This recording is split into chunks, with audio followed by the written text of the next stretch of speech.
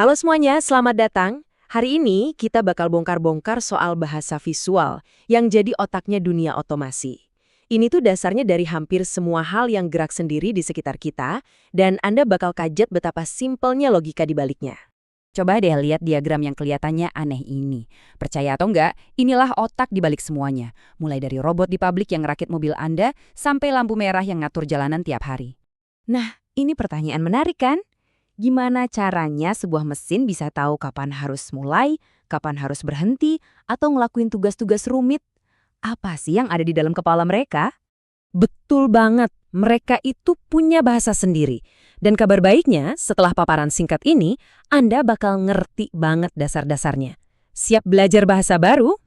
Oke, ini dia nih peta jalan kita hari ini. Kita mulai dari apa itu diagram ladder, terus kita bedah komponen dasarnya, belajar kosakatanya, lihat cara kerjanya, dan terakhir kita bakal dapat momen, aha, kenapa desainnya bisa sekeren itu.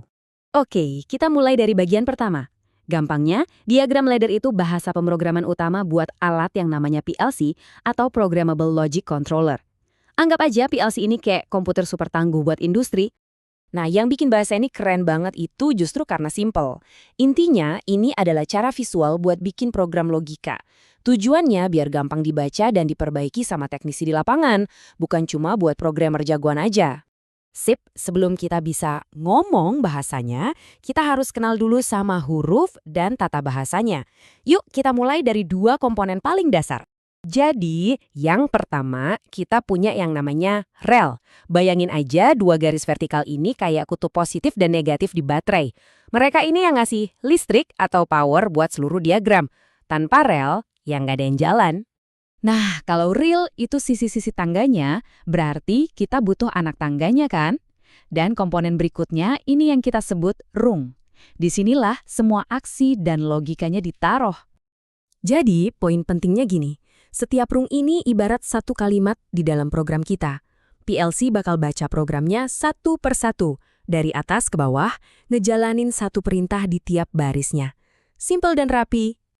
Oke, kita udah punya kerangka tangganya, ada rel dan anak tangganya. Sekarang waktunya kita taruh kata-kata atau simbol-simbol di atas anak tangga itu buat bikin program kita. Ini dia 3 kata paling dasar di dalam logika ladder.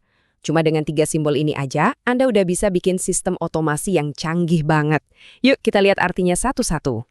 Kontak normally open atau NO itu kayak tombol bel rumah. Listrik baru nyambung pas Anda tekan. Kebalikannya, normally closed atau NC itu kayak tombol stop darurat. Dia selalu nyambung sampai Anda tekan buat mutusin. Nah, coil output itu hasilnya. Lampu jadi nyala, motor jadi muter, pokoknya aksi yang kita mau. Nah, ini dia nih bagian paling serunya. Kita bakal gabungin semua struktur dan simbol tadi buat bikin sesuatu beneran terjadi. Yuk kita lihat gimana caranya PLC ngejalanin logika kita. Coba lihat deh, rung yang simple ini. Ini kalimat pertama kita dalam logika ladder. Angka kayak I 0.0 dan Q 0.0 itu cuma alamat aja. I buat input, Q buat output. Jadi, I 0.0 itu input kita, misalnya tombol, dan Q 0.0 itu output kita, misalnya lampu. Logikanya gampang banget. Jika tombol I 0.0 ditekan, maka lampu Q 0.0 bakal nyala. Jadi, alurnya gini. Pertama, ada orang neken tombol di dunia nyata. Kedua, PLC ngeliat ini. Dan kontak NO di program kita jadi aktif atau nutup, jadi listrik bisa ngalir lewat rung itu. Ketiga, karena sirkuitnya nyambung, coil output Q 0.0 jadi aktif, dan PLC langsung nyuruh lampu beneran buat nyala. Gampang kan?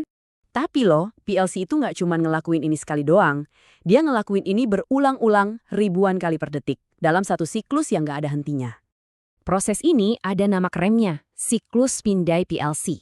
Ini tuh detak jantungnya setiap sistem otomasi. Pertama, dia baca semua sensor dan tombol. Kedua, dia eksekusi program logikanya. Terakhir, dia perbarui semua lampu dan motor. Terus aja diulang-ulang. Dengan kecepatan super tinggi.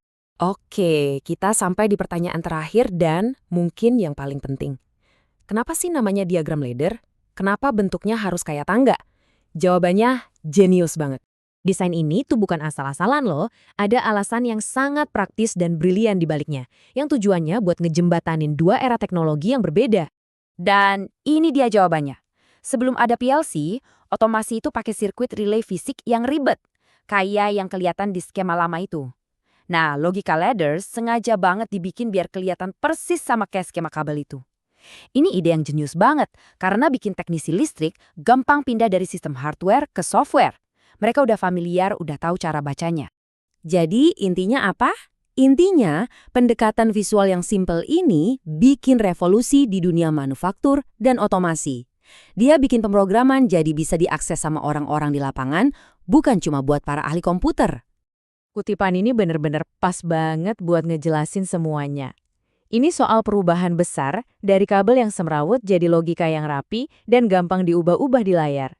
Nah, sekarang Anda udah ngerti dasarnya kan? Dari sistem siram taman otomatis sampai jalur perakitan yang kompleks, Anda sekarang bisa baca bahasa di baliknya. Dengan pengetahuan baru ini, kemungkinannya jadi nggak terbatas. Terima kasih sudah menyimak paparan kali ini.